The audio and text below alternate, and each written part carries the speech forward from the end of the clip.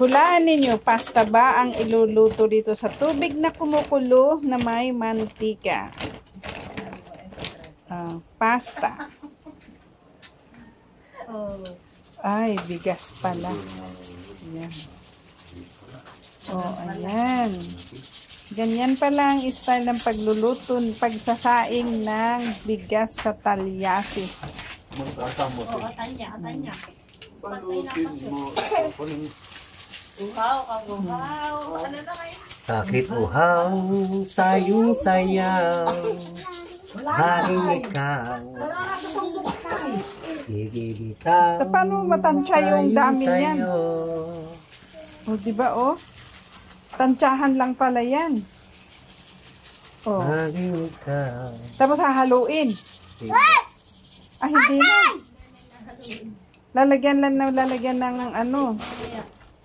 Paano nalaman na kung gaano karaming bigas yan?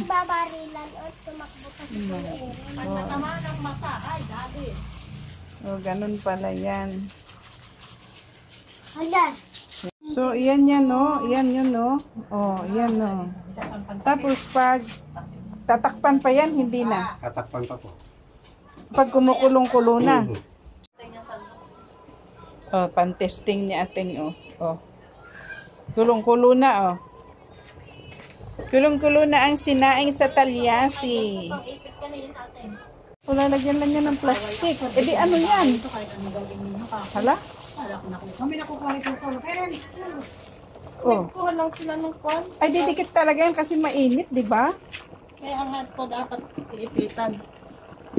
Ay, yun lang. Para day kwanin yung singaw.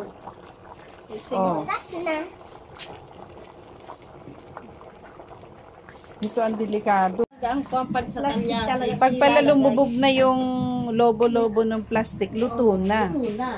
So, ayan na yun. Nag-i-in-in na lang siya.